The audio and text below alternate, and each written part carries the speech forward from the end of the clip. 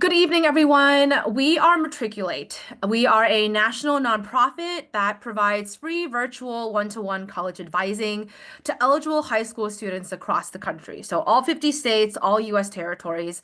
High schoolers get paired with a trained undergraduate student who walks them through every step of the college application process. Our mission is that every high schooler goes to a school that is the best fit for them academically, socially, and financially. If you're a newly accepted student, in the Matriculate program with us here tonight, welcome to the community. We'll nudge you throughout the session on how you can use your advising fellow to help you in these steps. If you're not a Matriculate student or your child is not a part of the Matriculate program, we'll highlight how our program can support you if your student decides to apply and they're accepted. And don't worry, we'll have the application links sprinkled throughout the presentation. So, before we jump into the presentation, a few introductions. Hello, I'm Karen. I have been a Matriculate for a year and a half, and prior to this, I was a public school teacher in New York City in Queens, which is where I was born and raised. And now I am the high school fellow recruitment manager at Matriculate, and this just means I'm reaching out to families and students, to counselors, school counselors, to let you know that we are a resource you can use for the college application process. I'm going to pass it to my colleague, Julia. Good evening, everyone. I'm Julia. I'm the Senior Director of Student Recruitment and Experience. I have over 16 years of college access experience. I've worked at College Possible for a number of years, Breakthrough New York, and then I've been on the Matriculate team for almost 8 years, so almost as long as we've been an organization. I'm very excited to be here. I'm on Central Time Zone. I'm zooming in from Minneapolis, Minnesota. I just moved from New York to the Midwest and happy to be here. Whitney. Hi everyone, my name's Whitney. I'm from the Boston area, so I'm zooming in at 9 p.m., which is so fun and exciting for me because I'm really excited. This is my first time hosting a Matriculate webinar as an ambassador. I was also a Matriculate High School Fellow alumni, and I will be going to Chicago University in the class of 2029. I'll pass it on to Ben. Everyone, my name is Ben. I am from New York City, so I'm also zooming in from at 9 p.m. and this is also my first time co-hosting with this team. I was a high school fellow alum, and I am going to Brown University in the fall.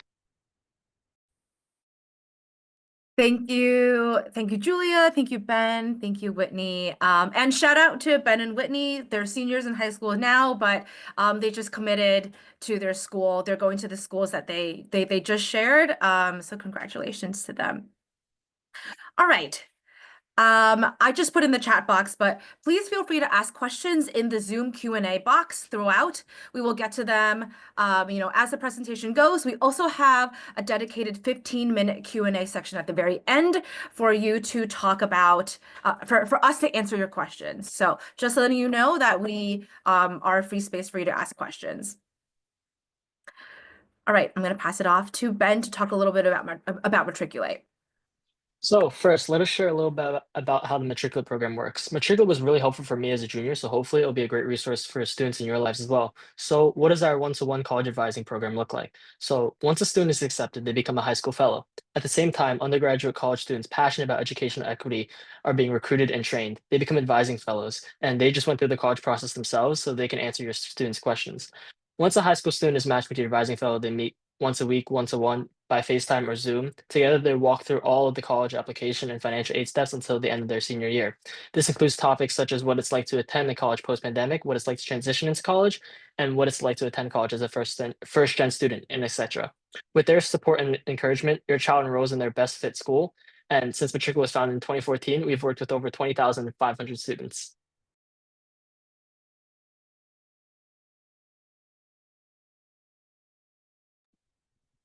As you can see here, most of our high school students are in fact first gen, students of color or rural, and 100% of the students have received financial aid. And so for this upcoming class of 2026, we are working with 5,000 students. Their application for college advising program So this application for the college advising program is open until we fill our class or until June 30th. So apply right now.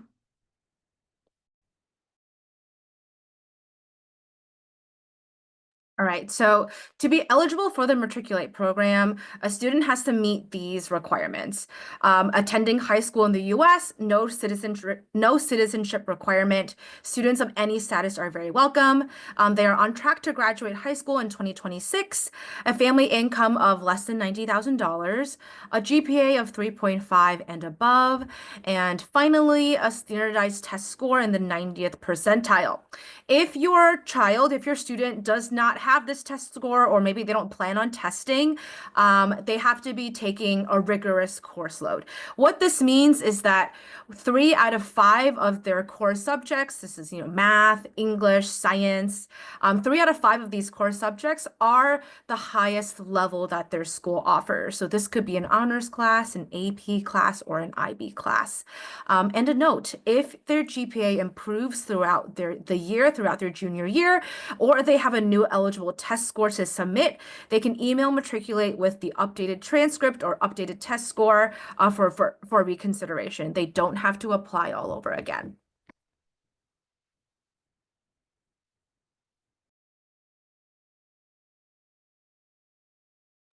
And so I can walk you guys through the application process. So step 1 is to apply online, and the application only takes 15 minutes. Students self-report their basic background information like GPA, test scores, etc. And there's no essays, letters of recommendation, or tax documents that are required. Step 2, once the app is submitted, the Matriculate team reviews the app on a rolling basis. So that means there's no set deadline, but as applications come in, it will be reviewed. Step 3, accepted students become high school fellows and get matched with their advising fellow. Something cool that Matriculate does is that they make a match based on your shared interests, like home state or in your intended major, etc. So the class of 2026 is open again until June 30th, or until we fill our class. So you can always apply right now, but because you are here right now, we're giving you a first access to the application. And so there will be a QR code that leads to the application, and the application link will also be shared at the very end of this webinar. And you'll get a recording of this info session and these slides emailed to you after. I think looking back, one of the most exciting moments for me was when I met my advising fellow. And so I think it's really important to address who are these advising fellows and why are they qualified. Matriculate advising fellows are current college students across the country. Many of them hail from these universities on the screen shown below. Advising fellows apply, interview, and pass a background check and complete hours of training before they're ready to be matched. Advising fellows are supervised by Matriculate staff, so there's a lot of support for your student. One of the most valuable things of the Matriculate program is that one-to-one relationship that your student gets to build with their advising fellow. Advising fellows tailor their session to whatever your student needs in support, whether that be essays, scholarships, or etc. And so here's a glimpse into what actual advising looks like. So high school fellows will work with their advising fellow to develop a personalized session weekly. So you have Zoom calls, periodic text to check in, however often that the high school fellow needs. So Matriculate has a strong curriculum that has 31 pieces, preparing for tests, building a balanced college list, essays, financial aid, scholarships, preparing for college life, etc. This map shows the timeline milestone a high school junior is striving to meet during the college application process. Advising fellows support, check in, and keep them accountable for all of these.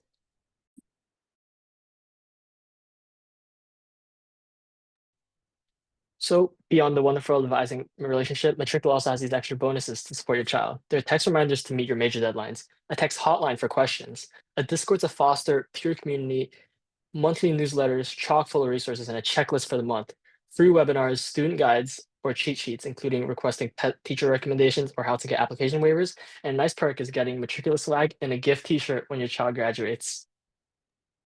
Yeah, Ben is repping our gift t-shirt. And a quick shout out to the fantastic colleges and universities who are our pathway partners. They have pledged to meet full financial need for at least 2 Matriculate high school fellows each year. This list is growing, and on our website you can check out the other college partners like Johns Hopkins, Princeton, and Stanford, who support our students in many other ways. And so here's a list of all the top attending colleges from Matriculate's last class. This is pretty impressive, I think. This is awesome, but also know that at Matriculate, it's not just about enrolling in any school. It's about attending the school that has the best fit academically, socially, and financially. These are colleges and universities across the United States, including public state schools to small liberal arts schools, Ivy Leagues, and everywhere in between. Another cool highlight to share are some of the scholarships that our Matriculate students have earned.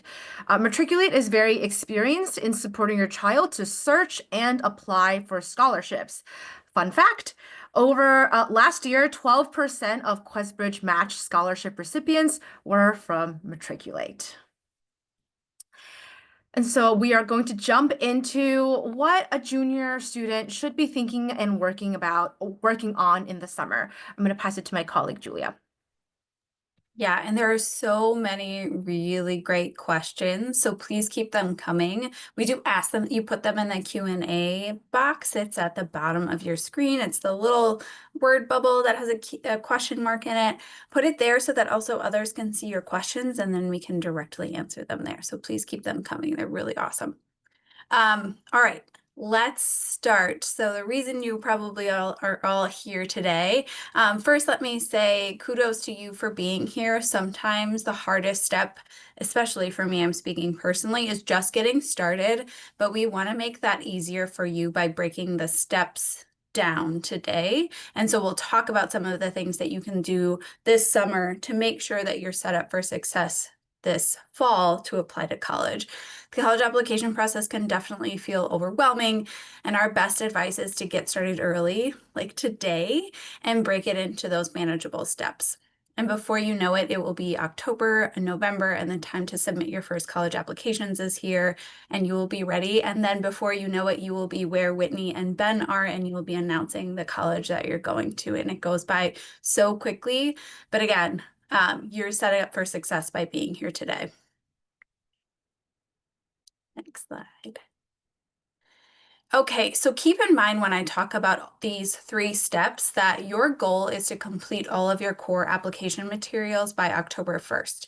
And by doing this, you're giving yourself enough buffer time to work on essays and supplements that are required by the individual colleges you'll be applying to. And that could mean you're writing an additional dozen or more essays for each individual college.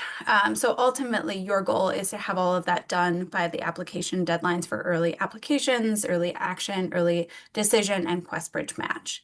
Today, we're going to focus on a few of the tasks that you should cover between now and the end of August. This by no means an exhaustive list. It's just the 3 core things that you should do to get started, including finalizing your balanced college list, completing the first draft of your personal statement or your main college essay, and planning your fall scholarships.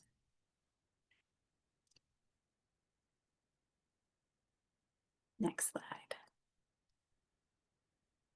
Thanks.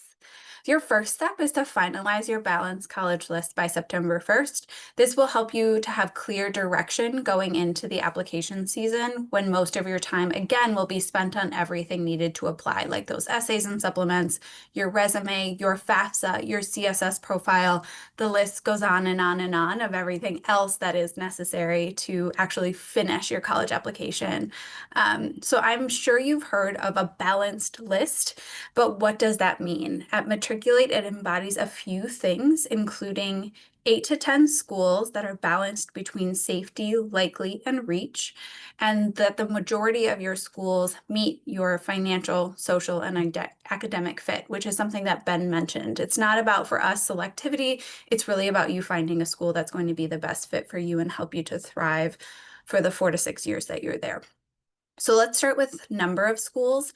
While it would be nice to have a crystal ball and be able to tell you the outcomes of your college applications, even the most seasoned counselors will tell you that admissions can be very unpredictable. And so some students that they thought were a shoo-in for admissions sometimes get that rejection letter.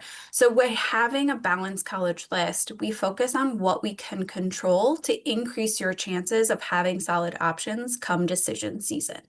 To start, you should have that 8 to 10 schools on your list. If you apply to more, you certainly are welcome. You just need to make sure that you have enough time. It is a significant amount of work just to apply to 8 to 10 schools. And so you want to make sure that you have enough time to complete all of those tasks. And then if you apply to fewer than that, you might not have, again, the options that you want to have to pick from when it comes to April and May 1 and making that final decision. Within that 8 to 10, you want to have at least 2 safety schools, at least 2 likely schools, and at least 2 reach schools. And here's a general rule of thumb of how you determine how to categorize those schools. For likely schools, it's that you admit more than 50% of the applicant pool, i.e. the acceptance rate, which you may have heard of, is 50% or higher, and that the accepted average GPA and test score are less than your GPA and test score. Target schools admit between 25 and 49% of their students, or acceptance rate of 25 to 49%. The accepted average of the GPA and test scores are within the range of yours. And then reach schools admit less than 25% of students, and they accepted average GPA and test scores are within range or higher than your scores and GPA. And you can use this resource below where the QR code is to get our cheat sheet on how to create a balance list. This is something that we exclusively share with our students, but we are sharing with you today. Okay, so I think for a little bit more of the fun stuff, while you're balancing your list, you also want to especially be thoughtful about finding schools that are best fit for you financially, socially, and academically. You'll hear me say this a lot. So we're actually going to talk about these in reverse order. We're going to start with financial fit because I know that this is top of mind for so many students. You're thinking about affordability of college. When you see that ticket price of $70,000 a year, it can be very overwhelming, but I'm here to tell you that that is not what you're paying out of pocket. So financial fit is really simple. It's finding schools that are going to offer you enough financial aid to cover your demonstrated needs. So everything except what you're going to pay out of pocket. You can use percent of need met or the net price calculator for each individual school to assess the affordability of colleges for you. We generally recommend looking at schools that meet at least 80% of financial need, and absolutely consider adding a few 100% need met schools. Actually, UChicago and Brown are 2 really great examples of schools that meet 100% of need for students. Also a reminder of our pathway partners. If you're a Matriculate student, simply by applying to these select schools, you are considered for full demonstrated need scholarships. So it's really important that you're strategic in adding some of those schools if they're a fit for you. Okay, next is social fit. What will it be like outside of the classroom? I am here to tell you college isn't all about studying. Some people might tell you that, but it's not true. This is also an opportunity for you to grow as a person. So think about what types of activities, social groups, affinity groups, etc., that you'll want to join and be a part of and will make you feel at home. What environment will you enjoy being in? If you're in an environment that you absolutely hate, if you don't like being in the woods and you're stuck in the woods for 4 to 6 years, you might not actually be having a fun time. You might be gritting a great education, but you really want to make sure that this is a time that you're happy, that you're taking care of yourself, that your well-being is thought of. And that's part of finding this home and this social fit for you. For me, it was finding a big city. I wanted to be in a big city. I wanted to be in an urban center. And so that was really important for me when finding a social fit. And finally, academic fit. This isn't just about your major. You might be surprised to know that over 80% of college students change their major at least once. So while you might be driving toward a college because they have an engineering major, that's great, but you might change your mind and you may not, but you just want to make sure that there's more than one option and that you're picking that school for more than just the major that it's offering you and thinking beyond the classroom. So are there research opportunities for you? Are there study abroad opportunities? Are there internships? And don't brush off the basics like class size, tutoring resources, writing centers, all of those things that also enhance and help to make it a more all-encompassing and supportive academic environment for you. For me, it was that I mean, I'm a pretty independent, self-motivated person. When I was looking at colleges, I knew that like I could do a big campus because I would go seek out those resources and I would find it for myself. But maybe if I was a little bit more timid and I needed maybe more of support or I wanted to build relationships with my professors, I might look for a smaller campus that it feels more like a family rather than a giant campus that you have to find those things. This is another resource you can find, use our Finding Your Fit blog for more guidance. But I'm also going to turn it to Whitney and Ben to share a little bit about what was important to you all when you were thinking about your fit. Yeah, so for me, I also considered whether or not I would like to live close to home. And so I'm a person that really likes change, and so I adore a new environment. So going further from home was a really nice move for me. And my matriculate advisor at the time really helped me to make a diverse and reasonable college list based off all that she knew about me, like my extracurriculars, my grades, and my location, all to make my list really tailored to me. And initially, I really wanted to go all the way to California. And for context, I'm in Boston, so it's very far. And my advisor helped me to make a more reasonable decision based on like flight prices and such to make me just a little bit closer to the Midwest. Yeah, I think so. Building on what Whitney said, I think it really is all about you. Since I had to make a really tough choice between two schools, I tried to imagine myself at each school, asking myself questions like, where would I be happy? How easy would it be to change majors? What's the location like? And I also found myself asking myself, what school size am I looking for? For this, I found myself asking my advisor, what she liked about her own school. And as a result, I found myself removing schools like the University of Michigan and UNC Chapel Hill since they were just way too big for me. And instead, I further expanded on smaller liberal arts colleges like Williams and Amherst that build more of that family and more a stronger focus on undergraduate teaching. And also, since I'm from New York City, and unlike Whitney, I avoided all of the California schools since I just did not want to go that far. Thank you both for sharing. I think that's great insight, and hopefully you found your fit. Okay, now that you have all of this information, your fun job is to start searching. Think of this as shopping. You're basically searching for your new home for the next 4 to 6 years, and I think this should be a fun experience. I don't think it should feel daunting. You should check out dorm rooms. You should check out campus what do they have to eat on campus? You should check out all the fun things as well as the academic, social, and financial. Here are a few of our favorite search sites. We also highly recommend visiting campus. Pictures can only tell you so much. And I think we all know from the world of Instagram and TikTok, a lot of times we're seeing like the best things that people have to offer, and we're not seeing the real things that happen on a day-to-day on campus. And so I think taking a virtual tour or even better, applying for free fly-in visits that campuses might host.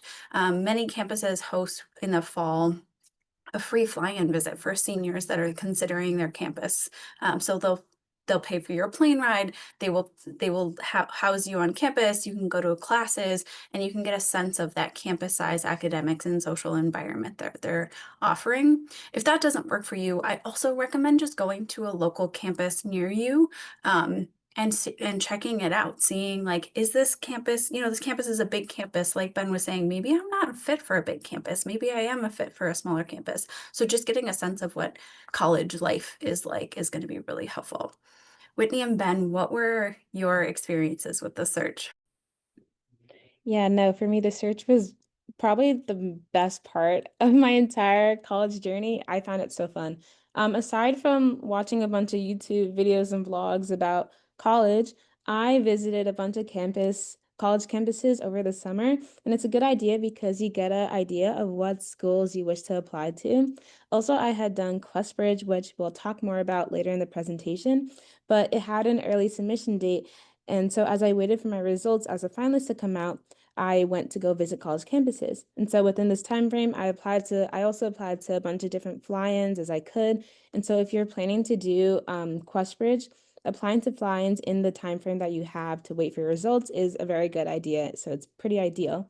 and I'd really wished to be in a college that was in the city. And so I went and visited campuses such as Columbia, UChicago, or Boston University because they're all in cities that I love, like Chicago, New York, and Boston.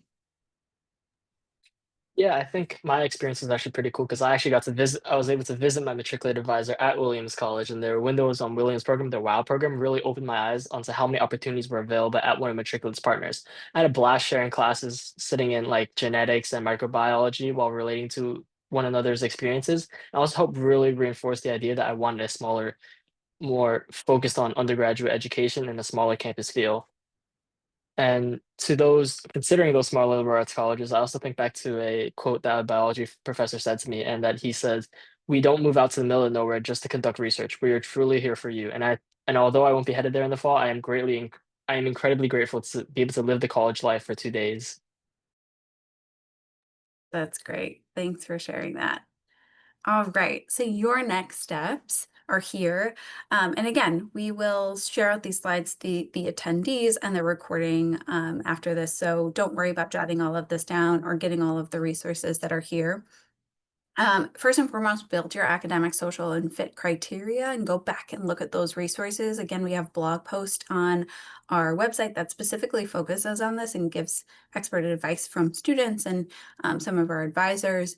Start exploring colleges with virtual tours and think about expanding your search. You might have a really finite vision of what you want for campus, but I do implore you to think about, or yeah, what else is out there? Maybe I haven't thought about my dream school, or I forever was thinking about University of Pennsylvania as my dream school, but maybe I should look at other campuses that are in the Philadelphia area and not just focus on that school specifically. By June 1st this year, we recommend researching fly-in visits. Those deadlines start in June, so it's really important that you start looking into those now and plan those out just like you would for a college application, because there's a lot of steps involved, and create a plan to apply by the deadlines. And then finally, having a finalized balance list by September 1st and starting to create your application plan so that you're ready to apply. If you're not a Matriculate HSF, I've had a lot of questions about how to apply. It is free. I just want to say it's free. Students hear back from us within about a month of applying. If you've applied and haven't heard back, please email us. But that's a QR code to apply, and you can start. We would recommend applying by next week if you want to start working on these steps so that you can get started on those fly-in visits right away. And if you are a Matriculate HSF, you will go over list building sessions. There's quite a few of them, and you'll start planning with your AF quite quickly. I saw a question, what does AF and HSF mean? It's such a great question. HSF is our high school fellows. Those are our juniors and seniors who we're working with, and our advisors, we call advising fellows. Those are the college students who are paired with our high school fellows and work with them one-on-one. All right. Up next. Sorry, just checking Oh yeah, for questions. questions. We have a question here about the fly-in program. Do you need to have a passport to get to the college? No, if you're within the United States, no. You will have to have a real ID if you're flying. So just making sure that you have all of the documentation necessary to fly if that's what's going to get you to that campus. Sometimes they'll put you on a bus. It really depends, but most of the time it's a flight. And just to reiterate, these fly-in programs are no cost. The school covers the Correct. costs. Correct. We have a few other questions. I see Ben is typing a response.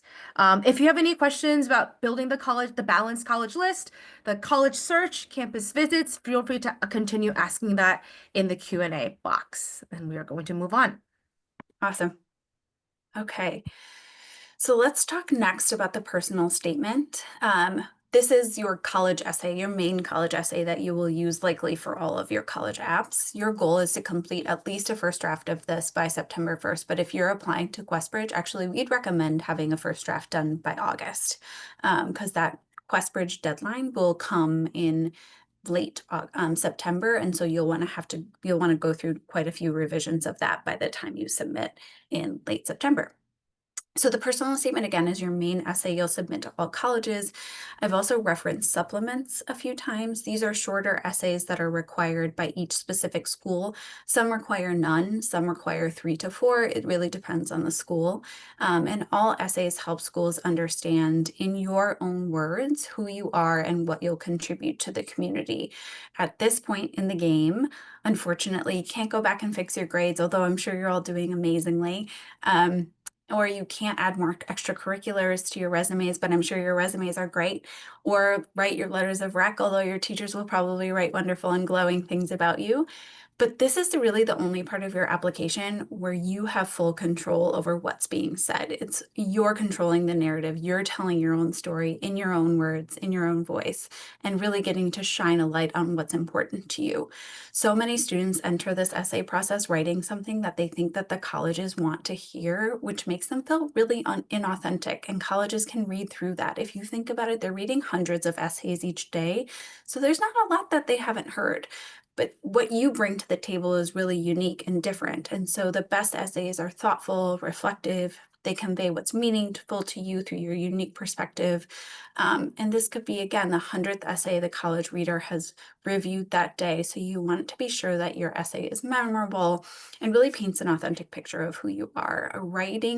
Avoid writing an essay that you think that they want to hear. I can't reiterate this enough, and I will reiterate it more. Here is a cheat sheet for you to use. Again, we're sharing some of our student resources with you all today. You can use this QR code to get the essay cheat sheet, which has a few resources for you to get started. Next slide. Here are a few quick tips for writing your best essay. We talked about this already, but it's worth restating again. Be authentic. Colleges want to get to know you and not your idea of what they want to hear or your idea of what makes a good student. They really want to they want to hear from you, and it will make this essay so much easier to write. Also, avoid cliche topics. Or writing an essay that you think you want to hear. If it's authentic to you to write something that seems cliche, that's great. Write that essay. But if you're writing it because, again, you think the college is going to be really impressed with this, they're going to read through that. And it's going to be harder to write something that doesn't come from you exactly. If you don't know where to start, this is my problem. I never know where to start. And so I've adopted this trick and we've sort of encompassed it throughout, but do a 5-minute free write. So put on your favorite song and just pick a topic and start writing. No sentence structure, no grammar necessary. Just start writing words and hammering it out and think about or assess after that which topic was easiest to do that free write for. Which of the topics do you have a lot of content coming out of that 5-minute free write? And it'll just help you to get the creative juices flowing a little bit. And then finally, writing your essay should be closer to a journal entry rather than an academic paper. So write an essay and have a close friend or family member read it and ask them, do they think that it sounds like you? If they don't think it sounds like you might want to rethink either the topic or the voice that you're writing from. And you can get started by using this cheat sheet again. Whitney and Ben, I'm curious, what are some tips that you have for writing the essay? Yeah, so if you're having trouble on how to get started, I would suggest to think of things that are really close to you. And so think about events that may have had an impact on your life. For me, it was how much I've moved around during my childhood, and it really shaped who I was because it showed the reader my resilience through my story. And one thing I would really emphasize about the personal statement is that if you can, have as many eyes on your paper as possible. I asked my guidance counselor, my old English teacher, my matriculate advisor, my sister, who I now go to the same college with, and my parents to look over my essay. That way, the reader who reads it can assess the impact that you can assess the impact that it will have on others and the impact that it will sure to have on your admissions officer. I also think it's important to definitely have a proper support system since the admissions season is typically filled with drafting, redrafting, editing, and a lot of thinking. I honestly couldn't have done it without the support of my friends and family. At the end of the day, I think it's also important to emphasize one's well-being throughout such a tumultuous process, and I really do believe the fact that you do produce your best work when you are happiest. Uh, Back on writing though, I also found myself learning about what writing style I wanted to take on. For me, a more conversational tone helped me show the humor that I valued in my life. And I was also fortunate to have my matriculate advisor work as a writing fellow at the Writing Center at Williams. As a result, her suggestions on the overall theme of my essay, which was arguing with my mom, helped me cut out unnecessary tangents and helped me focus out on more about me than anything else. I really appreciate that. I love that topic. I think we can all write about arguing with a parent or a sibling or somebody in our lives. Yeah. I mean, it's laughing, but it's such a great topic because it's true to who you are. So thank you both for sharing that. Okay, so your next steps are to review the Common App and Coalition and QuestBridge application prompts. And use these to brainstorm your ideas. I see a question about using these application essays. So what will happen is you'll typically use one or two main applications to apply to all of your colleges. Typically, students use a common application. And so the common application has a series of 8 prompts that you can pick any one of those prompts and write your personal statement or your college essay for them. And that will get sent to all of the schools that you apply to via Common App. Same with Coalition, same with QuestBridge. So using those prompts or starting with that helps you to get started in thinking about what prompt is going to be the best fit for you. Also, there's almost always an option to choose your own adventure, pick an essay topic that you want to write about. And so let's say you apply to QuestBridge and then you want to apply to another school using Common App, you can what we call upcycle that QuestBridge essay to Common App and use it again. So you absolutely can use those essays. Also, I saw a question, I applied to a summer program. I really love my essay. Can I use that? Absolutely. You may want to update it a little bit. You might want to get a little bit more feedback on it, but you absolutely can use another essay for your college application. Your next step is by September 1st to complete a first draft at least by that date. And again, if you're planning to apply to QuestBridge College Match, we recommend completing your first draft in August. Also check out these resources to get started. If you haven't heard of College Essay Guy, we highly recommend their resources. They are awesome. They're a great team of folks that are really focused on this specific topic. Big Future has an ultimate guide for writing your college essay, and College Vine has a series of step-by-step guide about writing your college essay. Again, if you're not an HSF, we recommend applying by June 1st in order to get started on this in time with an advising fellow. And then if you are a high school fellow with your AF, you'll start covering the college essay sessions again, which there are a few, and you'll start writing your essay soon. Any questions, Karen, that we want to answer? I believe we've answered most of them. Okay. Yeah. If anyone has questions about the essay that comes up or you're still thinking about it, you can just put it in the Q&A box as we go. Yeah, and I see a question about how many essay prompts. Mm. Great question. You'll actually just pick one essay prompt. So if you're applying through Common App, you will pick one of those essay prompts for the personal statement and you will write that essay for that. Again, supplements are the additional essays.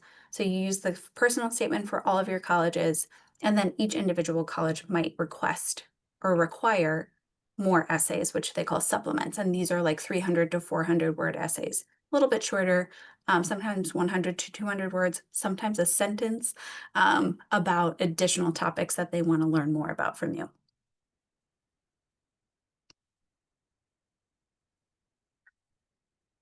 Okay. Fall scholarships. So one big step this summer is starting to research at least 2 scholarships that you want to apply to in fall. While financial aid the right financial fit college will cover most of your demonstrated need, often students, even at 100% need met schools, will have to cover some type of college cost. It could be like $100, $1,000, and so scholarships really come in handy. Scholarships can cover those costs and make your dream school a financial reality. Our recommendation while we're saying research 2 scholarships for the fall, at Matriculate, we ask that our students apply to at least 1 scholarship a month so that they are staying on top of this really important part of the college application process. Here are a few of our tips. If applicable, you should be sure to apply to your college's merit scholarship deadline. This is mostly applicable for public schools. And so what will happen is that some schools will have specific application deadlines that they'll require you to submit your application by in order to be considered for merit scholarships or their honors programs, which could mean that you're getting a full ride to the local state school. University. For me, it's University of Minnesota. So I applied early to try and get into the honors program. So pay attention to those deadlines, and also the same is true for the Pathways partnership. So you'll want to make sure that you're looking out for more information on that. Also apply to local scholarships. I think people don't pay enough attention to local small scale scholarships. For me, it was a church scholarship where I got $1,000 because actually nobody else was in my age group and nobody else applied. And so I just got $1,000 to go to college. So apply to those city specific, state specific church scholarships that are really local to your community. Libraries have them. There's so many different ones. Elks scholarships in your community. These again are probably a little bit less competitive, and also don't skip over those $500 scholarships because all of those little scholarships add up and could mean that you're buying a laptop for a school that you maybe didn't have the money to afford previously. Also be strategic. While it's easy to click a button and like enter a lottery for those random chance scholarships, the odds are never really in our favor when it comes to those scholarships. Instead, considering scholarships that are more niche, require a little bit more work. Again, there might be less competition, but also there's more thought going into who's going to be chosen for those scholarships. The exception here is the Big Future Scholarship. If you haven't heard of it, please go look at it. Basically, they're giving you scholarships for completing milestones or simple tasks on the college application process, and tons of Matriculate students have won them. So like if you complete the FAFSA, you go to Big Future, you tell them you completed FAFSA and you're entered into $1,000 scholarships. It is truly so simple, and they're really giving tons of money away. So please take advantage of that one. That's like the exception to the rule. Whitney and Ben, what's some advice around scholarships? So in the fall, I applied to programs like the Gates Scholarship and the Coca-Cola Scholarship. At the time, I struggled to understand how these scholarships and portals have worked, and had to figure out everything a lot, like searching it up and on my own. But my advisor, being the savior that she is, really helped me break it all down and organize each requirement into a spreadsheet. But also looking back, I really do emphasize the importance of a local scholarship and those smaller scholarships that do really add up. No, yeah, totally. Initially, I had completely relied on QuestBridge, and so I had not applied to any fall scholarships. And so I heavily suggest and wish that I had applied to these local fall scholarships because it's always a better idea to have your eggs in many different baskets. Applying to fall scholarships can help you to expand your options and choices when you're looking to commit to colleges.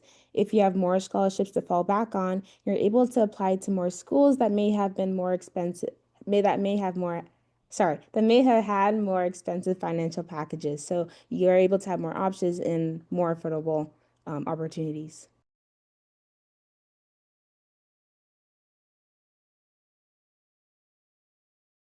All right. So again, not an exhaustive list, but here are scholarships that we highlight for our students in the fall.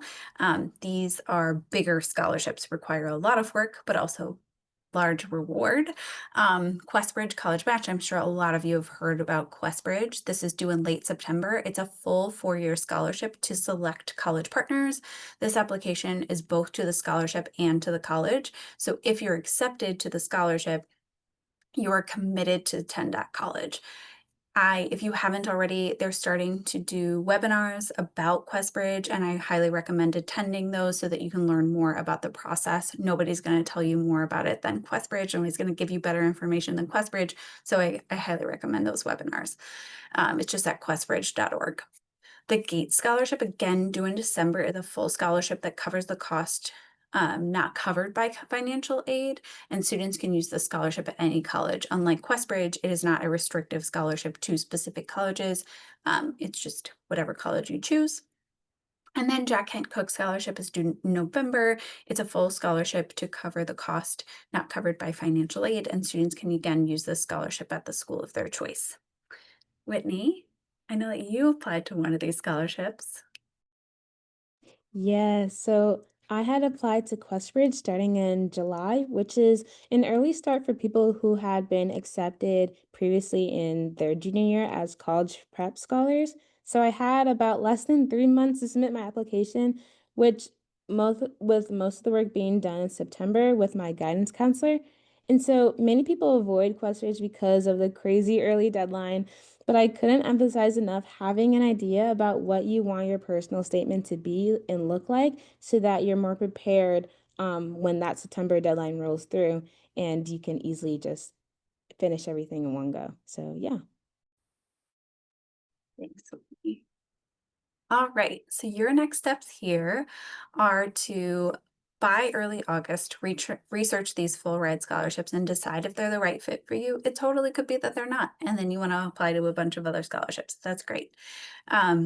Create a plan to apply to at least 2 scholarships this fall. Again, it doesn't have to be these. It could be the Hispanic Scholarship Fund, the Asian Pacific Islander Scholarship Fund. It could be anything. It could be Coca-Cola scholarships, Dell scholarships, could be small local scholarships, but can start to build this muscle and just do it on the regular.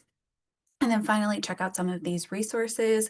I saw a question about finding local scholarships. It can be a little bit more challenging to find them, but some of these scholarship search sites have ways for you to localize your search a little bit more to your state and to your community. So we highly recommend using these. Also, if you're a high school fellow with us, asking your advising fellow to give you a little bit more advice and guidance on that. And if you're not, we do recommend applying at least by June 15th to get started on scholarship planning. Want to jump in really quickly. I know that Yeah. most schools should also have resources around scholarships and especially local scholarships because if that's the community that your school is based on. So I would suggest finding, going to your counselor office or your counselor Yeah. themselves to ask. And district websites often Mm. will have lists of local scholarships. Libraries will often have lists of local scholarships. Sometimes your statewide education website will have some scholarships for students. There are also organizations called ACACs or advisory. Why can't I think of the acronym? Anyway, they are local organizations for your state that also share out scholarships to your counselors if your counselor are a part of those ACACs. And yeah, there's a lot of ways that you can find these scholarships, but the goal is just to start getting this process rolling and using your downtime this summer to start searching.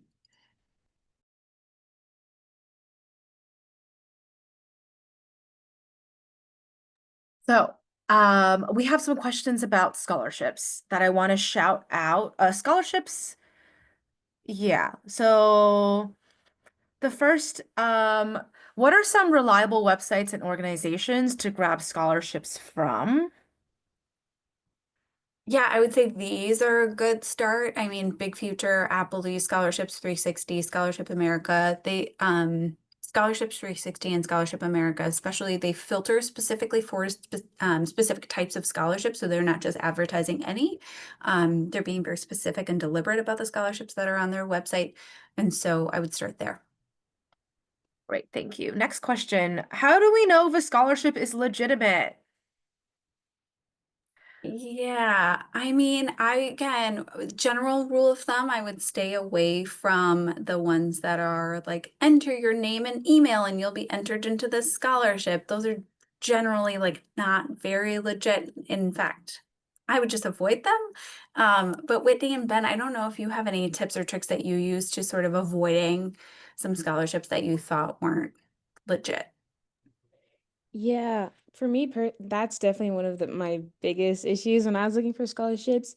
But I mean, I would recommend looking for organizations, especially like nonprofits, because they tend to be more genuine, I found. So like just like smaller organizations that are like willing to reach out and help students. Just like, yeah, look for more like foundations, nonprofits, organizations, because they're very genuine and honest and are willing to give out scholarships. Yeah, in my experience, I think it's also cool to like look online and see what other people have spoken about this. Because if other people have won the scholarship and have also gotten money from that certain fund, it's probably more reputable than a scholarship that has no previous winners. Right. Yeah. Okay. Thank you so much. So we have 10 minutes. Let's see. Yeah. We've got 10 minutes for a Q&A. I mean, we have had so many wonderful questions come in through the chat. This is kind of your last shot to, chat with us. Please, feel free to ask direct questions to Whitney and to Ben while we have them. There are people, students who just went through the process themselves and are successful in the process. Um, One question I'm going to ask Ben and Whitney while you all are typing into the Q&A box is about the Matriculate experience. So we have so many questions about the Matriculate program. I thought we could open the Q&A with that. Ben and Whitney, can you talk a little bit about how your advising fellow helped you? What did you think was the most essential part? Yeah, so I guess I can start. My advising fellow was honestly incredible. I'm so glad that Matriculate helped pair me with someone with similar interests, and as a result, like I was one text message away from someone who is an expert on everything. And ultimately they helped me develop my school list, and I'm so incredibly excited. I really don't think I'd be headed to Brown in the fall if it wasn't for my Matriculate advisor. Ben, can you remind us what was the similar interest that you and your advising fellow shared? My advisor is currently on a pre-med track at Williams, and I am intending to go on the pre-med track too. And it was great to ask her about what it was like to get research at a smaller liberal arts college, because typically they're more focused on the undergraduate experience and they're not so focused on pumping out world-class research like the bigger Harvard, Stanford, and all those universities. But Mm, she really helped me explain that smaller liberal arts colleges still have great funding for science research. perfect. Thanks so much. And what about you, Whitney? Yeah, so I had so much help crafting my resume, and I had no idea how to organize all of my extracurriculars. So I didn't know how long it should be. I didn't know like how I should word it, but my advisor really helped me to make an impact with how I organized it. And my resume definitely improved a lot because my advisor herself she had herself a great resume, I'll tell you that. And the one thing that was improved in my essay was being able to emphasize the best parts of what I have written to be strong and represent myself well. Thanks so much. Okay, looking through. Karen, I have a good one. So, Go a ahead. student asked about how your advisor works with your counselor. So, I'm Oh, curious for Whitney and or Ben, what was that experience like, sort of navigating that relationship or getting information for your counselor and then taking it back to your advising fellow? How did that work? Yeah, so between me and my counselor, we were very much relaxed. Like she had given me her phone number so we can text and chat whenever I needed help. And whenever I'd hop on a meeting, we'd talk about our day and just have fun and just like talk about different college stuff that I was super excited about. And we go on for like a good 15 minutes before we eventually decided to just lock in and start the rest of our session. And it was amazing because she really helped me really work on my college experience and, for example, my resume. That's really helped strengthen. sorry. I think Whitney, you're sharing your relationship with your advising fellow, right? Not the school counselor. This is the advising fellow, right? Oh, okay, okay. Yeah. So with my school counselor? Yeah. So one of the Sorry, questions. my bad. Yeah. No. I mean, that was really good because you're showing the relationship that you had with your advisor, your matriculate advisor, right? And then one of the questions in the Q&A box is how did that work together with information you were getting from your school counselor? Totally understand. So my Yeah. school counselor, she was extreme. I love her so much. She was extremely helpful. She helped me to write my essay and really consolidate it. And I had actually linked my doc that my school advisor was editing on to my advising counselor, and they're basically both helping me simultaneously. So there is really no contradiction between any of their edits because they're working together to help me. So I loved having both of their help. Yeah. Ben, I see that you want to answer a question, right? Okay. Yeah. So the question says, after this webinar, I realize I have no idea what to do when it comes to college. Would an advisor from Matriculate guide me step by step because I really know nothing? From my experience, I really can't emphasize how much and how thankful I am for my Matriculate advisor. They really do meet you where you are, and I think you can really customize and tailor your Matriculate advising relationship to what you need. So for me, I kind of already handled my standardized testing, picking my courses for senior year. So I was able to focus more on essays, more on building my school list. So that relationship with your advisor really helps. It's really tailored towards you.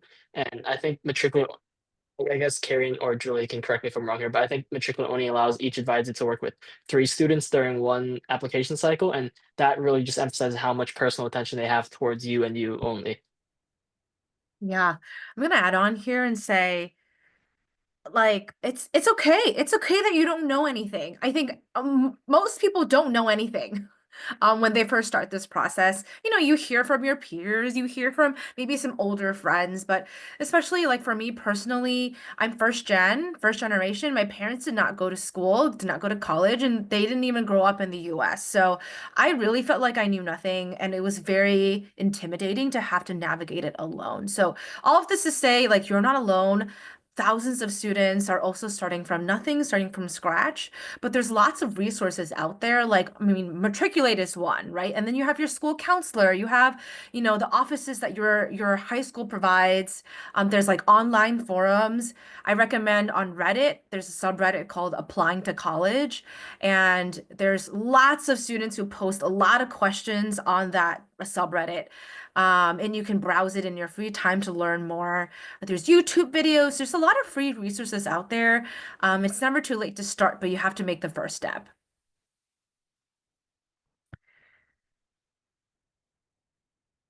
Any other questions to shout out? I'm taking a look. I have one, Karen. Okay. There was a question about what was the most helpful part of Matriculate for you? Oh, okay. I'm gonna throw this to Whitney and Ben.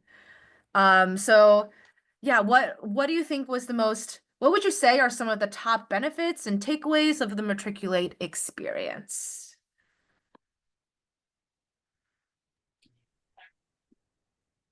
I guess I'll take it here. I'll start. I think Matriculate really emphasizes just the relaxed relationship that you can have with your advisor. I think it's great that my advisor is just not just my advisor, but also my friend now.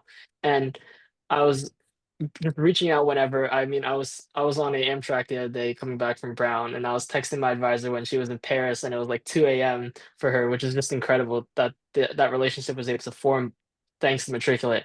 And just also just learning so much more than I thought I knew because I knew about like college lists and whatnot, but I didn't know about fly-ins, and I think that's just you can't get that anywhere else.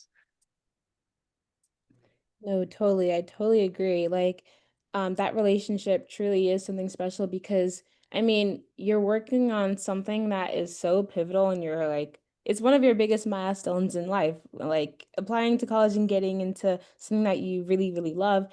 And so just like that relationship formed through the process is something really, really helpful.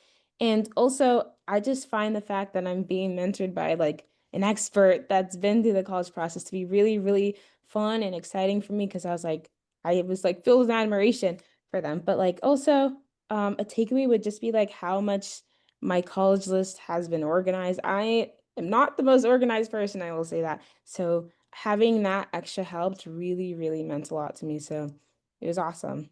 Yeah.